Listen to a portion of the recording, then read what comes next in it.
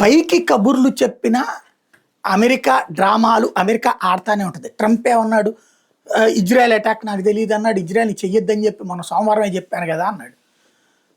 Israel ఎక్కడి నుంచి attack చేసింది? అమెరికన్ ఎయిర్ బేస్ నుంచినే చేసింది. అంటే అమెరికా ట్రంప్కి తెలియక ఉన్నట్టుగా.